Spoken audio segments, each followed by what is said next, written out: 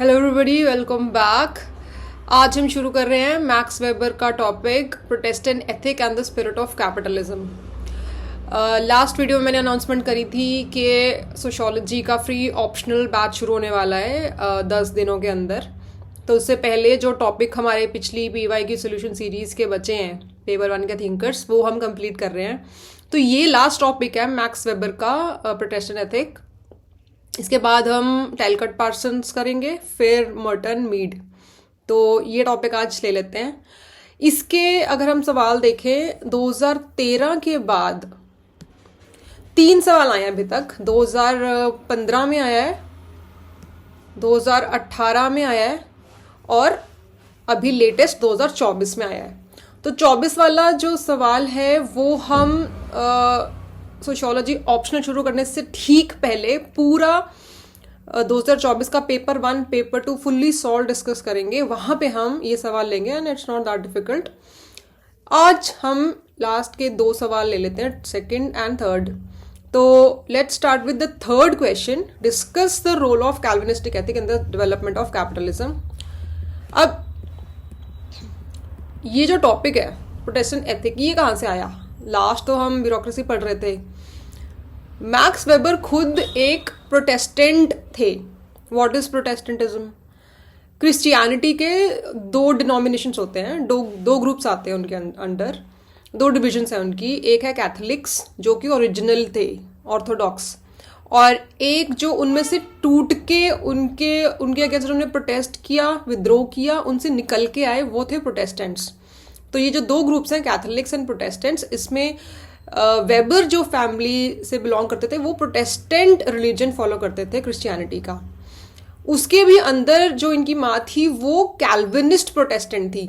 तो ये उसी माहौल में पले बड़े हैं। And he was very curious कि जब इंडस्ट्रियल रेवोल्यूशन के टाइम पे कैपिटलिज्म उभर रहा था तो ही सॉ के बहुत सारे जो कैपिटलिस्ट्स हैं, पूंजीवादी लोग थे उस टाइम पे, वो इस रिलीजन को बिलोंग करते थे, कैल्विनिस्ट थे वो, जिस रिलीजन से वेबर थे। तो he was very much interested कि ऐसा क्यों है, क्या कारण है कि ये ऐसा क्यों हो रहा है। And he took it as a research topic. उन्होंने रिसर्च करी एंड ही एग्जामिन्ड के दोनों फैक्टर्स में क्या रिलेशन है। तो इसी पे ये सवाल है 2015 का कि डिस्कस करो कि भाई कैल्विनिस्टिक एथिक्स जो वो वैल्यूज फॉलो करते हैं, उसका कैपिटलिज्म के राइज में क्या रोल है। तो इंट्रोडक्शन में आप लिख दोगे कि उसकी किताब का नाम लिखोगे जो कि सेम ही है, Protestant ethics and the spirit of capitalism. इसमें उन्होंने एग्जामिन किया कि इंडस्ट्रियल कैपिटलिज्म जो राइज हुआ था उसमें कैल्विनिस्टिक एथिक का क्या रोल था। एंड फिर आप बॉडी पे आओगे। यहाँ पे आप सारे जो कैल्विनिज्म में जो एथिक्स उनके फॉलो होते हैं, जो वैल्यूज, जो डॉक्ट्राइन्स उनकी फॉलो होती हैं, उनको बताओगे। And then you link it with कि कैपिटलिज्म में जो रिक्वायरमेंट्स होती हैं, जो चीज़ें चाहिए होती हैं कैपिटलिज्म के राइज के लिए, वो इसमें थी। तो फर्स्ट पॉइंट जो ये है, ये कह रहा है कि कैल्विनिज्म बिलीव करता था कि जो लोग स्वर्ग जाएंगे और जो लोग नर्क जाएंगे वो भगवान ने हमारे पैदा होने से पहले ही डिसाइड कर लिया है। ठीक है, हमारे कर्मों पे या हम कैसी जीवन शैली अपनाते हैं उस पर डिपेंडेंट नहीं है। हम पहले से ही कुछ लोगों को उन्होंने हमारे बर्थ से पहले ही सिलेक्ट किया हुआ है भगवान ने कि भाई ये लोग नर्क में जाएंगे, ये लोग स्वर्ग में जाएंगे। First point. सेकेंड पॉइंट है, बट प्रॉब्लम ये है कि हम में से किसी को नहीं पता है कि कौन स्वर्ग जाएगा और कौन नर्क जाएगा। वी डोंट नो, ये भगवान को ही पता है। तो ये जो एक डर था, ये बहुत बड़ा हवा बना लोगों में कि यार हमें नहीं पता एंड पूरा जीवन जीना है, उसके बाद हम तो चाहते हैं कि हम स्वर्ग जाएं, तो क्या करें, इससे कैसे निपटे। तो ये जो साइकोलॉजिकल प्रॉब्लम थी, ये जो एक डर था, ये जो एक हवा था, इससे निपटने के लिए, इससे पार पाने के लिए लोगों ने अच्छे कर्म करने शुरू कर दी, अच्छी डीड्स करनी शुरू कर दी, वर्चुअस डीड्स करनी शुरू कर दी, ताकि उनको ये मन ही मन विश्वास बना रहे कि नहीं नहीं, मैं तो अच्छे कर्म कर रहा हूँ, मुझसे, मेरे हाथों से तो भगवान अच्छे कर्म करा रहा है, तो शायद मेरा स्वर्ग का रास्ता ही लिखा होगा, मैं स्वर्ग ही जा रहा हूँगा। ठीक है, तो ये वर्चुअस डीड्स, अच्छे कर्म करने की जो इनकी प्रैक्टिस आई, वो यहाँ से आई कि उनको नहीं पता है कि वो स्वर्ग जाएंगे, तो वो ये रास्ता अपनाने लग गए। थर्ड पॉइंट आता है कि they use to live very simple lifestyle. Calvinism बहुत ही सिंपल लाइफस्टाइल फॉलो करता है। कोई बड़ी बड़ी गाड़ियाँ नहीं खरीदनी, पैसे की बचत करनी, ज़्यादा महंगे कपड़े नहीं पहनने, घड़ियाँ नहीं पहननी, बहुत ही सिंपल लाइफस्टाइल जीना, वर्ल्डली प्लेजर्स के थोड़ा दूर रहना, यानी कि घूमना फिरना या खर्चे करना, शादियों में पैसे लगा देना, बहुत ही सिंपल लाइफस्टाइल जीते थे जहाँ से उनका खर्चे बचते थे। And they used to follow very rigorous self discipline, very strong daily routine के यहाँ पे ये करना है, उनके उसूलों पे जीते थे, डिसिप्लिन में जीते थे, एंड एस्थेटिक, तपस्या, तप का जीवन जीते थे। ठीक है, क्योंकि भाई उनको था कि जितना हम ऐसा जीवन शैली अपनाएंगे उतना शायद हमारी हेवन में जाने की श्योरिटी हमें मिल सकती है। तो ये जो चीज़ थी, इससे क्या हुआ कि बहुत सारे हार्ड वर्किंग जो कैल्विनिस्ट थे उनको एक रास्ता मिला पैसा बनाने का। अगर आप ये सब चीज़ें फॉलो करके पैसा बचाने की कोशिश कर रहे हैं तो ultimately when you invest somewhere, जब आप अपना कुछ शुरू करोगे तो आपका पैसा बनना शुरू हो जाएगा। अब फोर्थ पॉइंट ये है कि पैसा बनाना, जैसे हिंदुइज्म में या काफ़ी और धर्मों में पैसे को ग्रीड से जोड़ा गया है, पैसे को एक नेगेटिव कॉनोटेशन से देखा गया है। बट यहाँ पे अगर किसी के घर में पैसा आता है, अगर कोई पैसा कमा पा रहा है तो उसको वो भगवान की कृपा से जोड़ते थे। तो पैसा बनाना एक एनकरेजमेंट होती थी उनके एथिक्स में कि पैसा बनाना is a good thing, it's a virtuous deed. And ये फिर उन्होंने ये काम करना शुरू किया। लाइफस्टाइल तो उनका वैसे ही पैसे बचाने वाला था और पैसा बनाना भी एक वर्चुअस डीड में ही आया। And that's how they started small businesses. ठीक है, छोटे छोटा जो भी जितनी भी उनकी बचत होती थी वो बिजनेस में लगाते थे। छोटा कोई भी किराने की दुकान या कुछ भी लगाया और उससे धीरे धीरे कैपिटलिज्म मतलब क्या, बार बार हम बोल रहे हैं, प्रॉफिट मेकिंग। कैपिटलिज्म का सबसे मेन मोटो जो है कि प्रॉफिट, अपने सब्सिस्टेंस के लिए नहीं जी रहे हैं। कैपिटलिज्म से पहले जितनी भी सोसाइटीज थी वो सब्सिस्टेंस लेवल पे जीते थे। Capitalism was hello bent on making profit, के प्रॉफिट बनना चाहिए, मास प्रोडक्शन करनी है, मार्केट ढूंढने हैं बड़े बड़े। तो ये जो प्रॉफिट मेकिंग की शुरुआत होती है, कैपिटलिज्म की शुरुआत होती है, ये यहीं से शुरुआत होती है। एंड फाइनली कंक्लूड कर दो कि भाई कैल्विनिस्टिक एथिक जो था, इट एक्चुअली, ये जो ट्रेड्स थे, इससे कैपिटलिज्म की स्पिरिट आती है इन लोगों में। And that's how most of the capitalists in Europe at that time were Protestants and very particularly Calvinists. अब do you think कि यहाँ पे हमारा ये आंसर खत्म हो गया है? क्वेश्चन था discuss the role of Calvinistic ethic in the development of capitalism. हमने डिस्कस कर लिया है कि भाई हाँ, ये कैल्विनिस्टिक एथिक था, इससे कैपिटलिज्म की स्पिरिट आई। बट डू यू थिंक कि ये आंसर आपको हाईएस्ट मार्क्स फेच करेगा? फर्स्ट ऑफ ऑल यहाँ पे क्या लिखा है, discuss the role. Mark my words, जब भी कोई भी सवाल आता है, चाहे डिस्कस भी लिखा है, चाहे डिलीनिएट भी लिखा है कि write the role according to Weber का नाम भी स्पेशली चाहे लिख दिया है। पहली बात तो यहाँ पे वेबर का नाम नहीं लिखा है, तो हमें सिर्फ वेबर का पर्सपेक्टिव नहीं बताना है, हमें और भी थिंकर्स जिन्होंने इस चीज़ पे कमेंट किया है वो भी आएंगे। सेकेंडली, अगर वेबर का नाम यहाँ लिखा भी हुआ है तो भी हम सिर्फ वेबर की ओपिनियन पे ये आंसर नहीं रोक देंगे। अगर हमें जितने ज़्यादा मार्क्स लेने हैं, जितने ज़्यादा हम डायमेंशंस कवर करेंगे, जितने ज़्यादा हम थिंकर्स के नुआंसेस कवर करेंगे, बारीकियां कवर करेंगे, आर्गुमेंट्स कवर करेंगे, उतने हमें ज़्यादा पॉइंट्स मिलते हैं।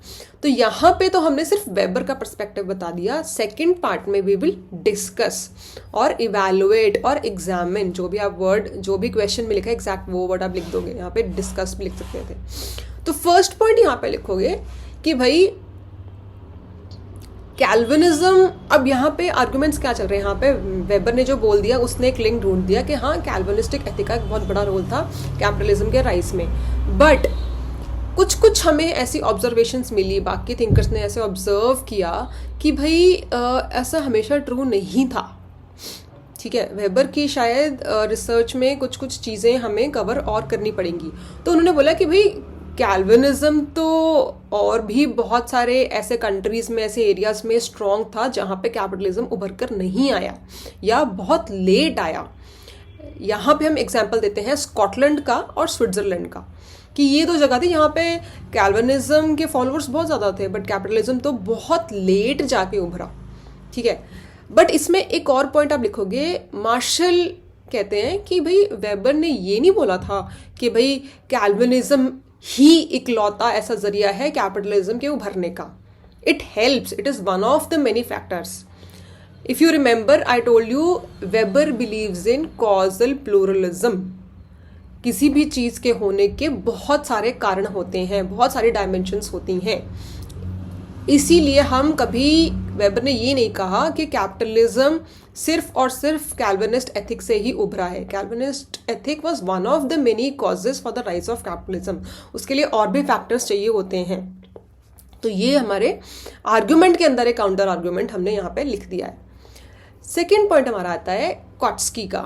अब कॉट्स्की है मार्क्सिस्ट।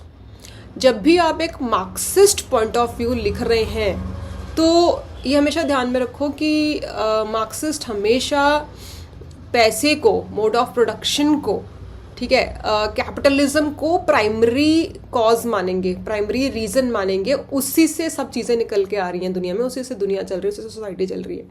तो यहाँ पे कॉट्स्की एक बहुत ही मज़ेदार चीज़ बोलते हैं, कहते हैं कि प्रोटेस्टेंट एथिक से कैपिटलिज्म नहीं उभरा है, कैपिटलिज्म से प्रोटेस्टेंट एथिक उभरा है। कॉज को इफेक्ट बना दिया, इफेक्ट को कॉज बना दिया। कहते हैं कि कैपिटलिज्म पहले आया था और कैपिटलिस्ट्स ने अपनी आइडियोलॉजी, जो भी वो चीज़ें फॉलो करते थे अपने बिजनेस को चलाने के लिए, जो भी रूल्स रेगुलेशंस या जो भी उनकी वैल्यूज़ थी, उसको सॉलिडिफाई करने के लिए, वो सोसाइटी में एक्सेप्ट हों, इसलिए उन्होंने ये बाद में जाके as a Protestant ethic, as a religion ये कंसोलिडेट होता है, ये लेजिटिमाइज होता है। यानी कि जो भी, देखो इसका एक मैं आपको और एग्जांपल देती हूँ कि 1991 के जो रिफॉर्म्स आए थे, एलपीजी रिफॉर्म्स, उसमें एक थ्योरी चली थी रिफॉर्म्स के आने से पहले या रिफॉर्म्स के टाइम पे थ्योरी चली थी, ट्रिकल डाउन थ्योरी। तो ट्रिकल डाउन थ्योरी भी एक नैरेटिव चलाया गया था सोसाइटी में, एक आइडियोलॉजी फ्लोट करी गई थी सोसाइटी में कि भाई अमीरों को और अमीर बनाओ, कैपिटलिस्ट को और बढ़ावा दो, प्राइवेटाइजेशन करो, ताकि अमीर आगे जाके और लोगों को हायर करेंगे और नौकरियां बढ़ेंगी, और ऐसे करके तुपका तुपका अमीरों को और खिलाते जाओ, तो नीचे जो गरीब बंदा बैठा है, अमीर का पेट भरेगा, उसकी भूख, उसकी ग्रीड और भरेगी, तो वो आगे एम्प्लॉयज रखेगा, उनको थोड़ा बहुत शायद बेनिफिट ट्रांसफर करेगा, तो धीरे धीरे बेनिफिट ट्रांसफर होके with the most marginalised section of society उसको पहुंचेगा। यानी कि एक लाट टपकेगी और वो नीचे कटोरा लेके गरीब इंसान खड़ा होगा, उसको शायद थोड़ा सा मिलेगा। इस आइडियोलॉजी के साथ एलपीजी रिफॉर्म्स आए थे और ये 10-20 साल चले थे, but later on we got to know that LPG actually led to jobless growth, ठीक है। तो यहाँ पे ये भी यही कह रहे हैं, मार्क्सिस्ट भी यही कह रहे हैं कि कैपिटलिज्म ने जो अपनी पॉलिसी, जो ये फॉलो करते थे, जो ये वैल्यूज फॉलो करते थे, इसको लेजिटिमाइज सोसाइटी में एक्सेप्ट करवाने के लिए इन्होंने आइडियोलॉजी फ्लोट करवा दी प्रोटेस्टेंट एथिक के नाम पे, कैल्विनिज्म के नाम पे। कैपिटलिज्म तो पहले से ही था। थर्ड पॉइंट आपका आता है कि भाई अब ये आर्ग्यूमेंट भी देख लो। अब यहाँ पे क्या बोला था मार्शल ने कि भाई, उसने, वेबर ने कहा है कि भाई Calvinist ethic is one of the many causes for the rise of capitalism. It's not the only cause. तो यहाँ पे second cause एक आप लिखोगे कि क्योंकि प्रोटेस्टेंट्स ने चर्च के अगेंस्ट, कैथलिक्स के अगेंस्ट प्रोटेस्ट किया था, एक बहुत बड़ा मूवमेंट चला था, तो चर्च ने उन पे बहुत सारी डिस्क्रिमिनेशन, बहुत सारी पाबंदियाँ लगा दी थी। कैल्विनिस्ट्स and Protestants in general, they were not allowed to hold public offices, ठीक है। सरकारी नौकरियों से उनको लेना अलाउड नहीं था सरकारी नौकरियों में, और ना ही कुछ प्रोफेशंस। तो ये जो डिस्क्रिमिनेशन था चर्च या कैथलिक्स ने उनके साथ किया, they did not have any other option. नौकरियां वो ले नहीं पा रहे हैं, कोई प्रोफेशन में वो जा नहीं पा रहे हैं, तो उनके पास जो भी बचा कुचा पैसा होता था, ठीक है, जो भी उनके एंसेस्टर्स के पास होता था, उन्होंने अपना छोटा मोटा एक बिजनेस शुरू किया। तो एथिक्स तो थे ही, बट प्रैक्टिकल सर्कमस्टांसेस भी थे जिसने कैल्विनिस्ट्स को अच्छे कैपिटलिस्ट बनाया, ठीक है। सो यहाँ जब आप ये पॉइंट्स लिख के आते हो, अब देखो यहाँ पे आंसर ख़त्म करने में और यहाँ पे आंसर ख़त्म करने में ज़मीन आसमान का फ़र्क है। ये आर्गुमेंट्स आप लिख के आओगे, then the checker would be compelled to give you highest marks. ये आर्गुमेंट कोई नहीं लिख के आ रहा है, ये आर्गुमेंट कोई आपको बता भी नहीं रहा है मार्शल कौन है, कॉट्स्की कौन है, ये रीज़न कौन सा था, ठीक है। तो this is where your entire answer gets fully complete और इतना ब्यूटीफुल आंसर बनता है। तो यहाँ पे ये आपका आंसर ख़त्म होता है। नेक्स्ट हम ले लेते हैं 2018 का सवाल, distinguish between fact and value in Weber's protesting ethic and the spirit of capitalism. अब देखो फैक्ट वैल्यू वैसे तो किसी और चैप्टर का टॉपिक है, बट यहाँ पे इट्स अ डिफिकल्ट क्वेश्चन। यहाँ पे एग्जामिनर ने फैक्ट और वैल्यू वाले टॉपिक को यहाँ पे जोड़ दिया है वेबर के प्रोटेस्टेंट एथिक के साथ। तो it is he is basically testing you whether you can apply the theory of fact and value in this area. इसका एप्लीकेशन पार्ट आ गया है आपका। तो first of all you should have a very clear understanding fact क्या होता है, value क्या होता है। तो पहले आप इंट्रोडक्शन में फैक्ट और वैल्यू की एक लाइन की डेफिनेशन लिख दोगे। 10 मार्कर है ये, तो बहुत ही concise to the point answer लिखना है। Fact is a universal truth, it is objective, ठीक है। It can not be challenged by anybody, any one individual, ठीक है। सारे सबके लिए जो एक चीज़ फैक्ट है वो दुनिया के किसी भी कोने में वो फैक्ट है। ये एक मार्कर है तो इट इज़ अ मार्कर। इसको आप इंडिविजुअल टू इंडिविजुअल इसकी डेफिनेशन चेंज नहीं हो रही है, ठीक है। ब्लू कलर का मार्कर है तो ब्लू ही है, इसमें कोई दो राय नहीं है। Value changes from individual to individual, society to society, community to community.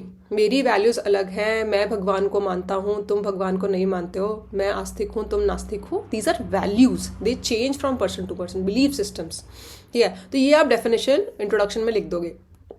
फिर आप अगेन थिंकर का नाम लिखोगे, उसकी बुक का नाम लिखोगे, बोलोगे कि उसने इस किताब में फैक्ट और वैल्यू के कॉन्सेप्ट को डिस्टिंग्विश करते हुए कैपिटलिज्म के डेवलपमेंट का एनालिसिस किया, यानी कि कैपिटल का कैसे राइज हुआ उसको समझने के लिए उसने इन दो चीज़ों को यूज़ किया था। कैसे? फर्स्ट ऑफ ऑल आप एक फैक्ट का सेक्शन बनाओगे, फिर आप एक वैल्यू का सेक्शन बनाओगे। फैक्ट में आप लिखोगे कि वेबर ने रिसर्च करी थी और रिसर्च के बाद उसने बोला था कि हाँ, Calvinist ethic plays a big role in the rise of capitalism. अब ये जो रिसर्च का एक रिजल्ट निकल के आया है, this is a fact, this is a well established fact, जो कि रिसर्च के थ्रू, पीयर रिव्यू के थ्रू, पूरे साइंटिफिक टूल्स यूज करके ये एक रिजल्ट निकल के आया। तो this can be called a fact. जो भी साइंटिफिक रिसर्च के थ्रू, मेथडोलॉजी के थ्रू आपका एक रिजल्ट निकल के आता है, आपकी रिसर्च निकल के आती है, that can be called a fact, that can not be challenged, ठीक है। ये एक ओपिनियन नहीं है, ये एक फैक्ट निकल के आया रिसर्च के थ्रू, ठीक है। क्या था कि भाई कैपिटलिज्म जो आया था उसमें जो वैल्यूज चाहिए होती थी, हार्ड वर्क, डिसिप्लिन, वो सब कैल्विनिस्ट एथिक में ऑलरेडी प्रेजेंट था। तो इसलिए ये values actually helped Calvinist become better capitalists, ठीक है। तो ये हो गया फैक्ट। वैल्यू क्या थी?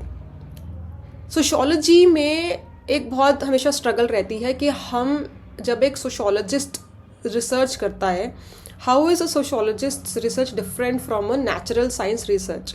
नेचुरल साइंस में हम एटम्स को, मॉलिक्यूल्स को, नॉन लिविंग ऑब्जेक्ट्स को स्टडी करते हैं, फिजिक्स केमिस्ट्री में।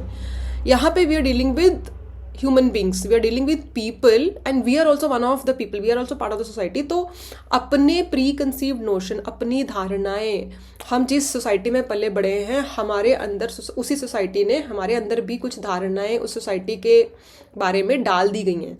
अगर आपका 25 साल का या 35 साल का एक्सपीरियंस है इस दुनिया का, अपना पर्सनल एक्सपीरियंस बचपन से लेके अब तक, उसका कुछ ना कुछ इम्पैक्ट होगा आपकी विचारधारा पे। तो जब आप कोई भी रिसर्च करते हो सोशियोलॉजी में, तो ये एक रिसर्चर की बहुत बड़ी प्रॉब्लम होती है कि वो अपनी प्री कंसीव्ड नोशंस, अपनी धारणाओं को साइड पे रख के रिसर्च करे। Weber himself was a Protestant family से बिलोंग करता था और वो प्रोटेस्टेंट एथिक और कैपिटलिज्म में रिलेशन ढूंढने की कोशिश कर रहा है। तो वैल्यू फ्री सोशोलॉजी उसने अपनाई, उसने अपनी प्री कंसीव्ड नोशन, अपनी जो वैल्यूज़ थी, जो बायस था प्रोटेस्टेंट्स के फेवर में, वो साइड पे रख के इसने एनालिसिस किया था. ही नेवर सेड कि कैपिटलिज्म अच्छी चीज़ है या प्रोटेस्टेंटिज्म अच्छी चीज़ है. He just found a link between two things, between two factors through research. तो he followed the principle of value free sociology. His research was fair and objective. इसलिए हम आज की तारीख में भी ये रिसर्च पढ़ रहे हैं. It was very famous, one of the classic sociologists है ये, और इनकी इतनी वेल रिटर्न रिसर्च थी कि हम आज की तारीख में भी इतने सालों बाद भी पढ़ रहे हैं. ठीक है. और इसको आगे एक और, अब देखो पूरे आंसर में वेबर आया, कोई और थिंकर का नाम नहीं आया, तो एंड में आप एंथनी गिडन्स का नाम डालोगे कि भाई एंथनी गिडन्स ने भी कहा कि वेबर की अप्रोच बहुत अच्छी थी. उनकी अंडरस्टैंडिंग जो ये दोनों फैक्टर्स में थी वो बहुत अच्छी थी. That was the mark of a true sociologist. Value free sociology उन्होंने फॉलो करी है. एंड ही, इस रिसर्च से पता चलता है कि कल्चरल वैल्यूज़ जो आप फॉलो करते हो, जिस माहौल में आप पले बड़े होते हो, जो रिलीजन या वैल्यूज़ फॉलो कर रहे हो आप, उसका और आपके इकोनॉमिक डिसीजन मेकिंग में बहुत बड़ा लिंक होता है. ठीक है. ये इंडियन सोसाइटी में भी ट्रू है. ठीक है. वो हम बाद में जब लेक्चर्स पढ़ेंगे तब देखेंगे. बट इन्होंने बोला कि हाँ, एक बहुत बड़ा लिंक निकल के आ रहा है कल्चर और इकोनॉमिक्स में, जो कि वेबर की रिसर्च को हम क्रेडिट देंगे. तो that is where your answer gets complete. ये आपका हो जाएगा 171 वर्ड्स का आंसर. अब ये दो आंसर्स आपके हो गए हैं. 2024 वाला जो क्वेश्चन है वो हम बाद में करते हैं. That is it for today. ये टॉपिक आपका खत्म हो गया है. नेक्स्ट हम सेशन में टैलकट पार्सन्स का सोशल सिस्टम लेंगे. ठीक है. अब बहुत लोगों को ये डिफिकल्ट लगता है. Do let me know in the comment section कि कितने बच्चों को टैलकट पार्सन्स का सोशल सिस्टम समझ में नहीं आया हुआ है. ठीक है. So that is it. Thank you.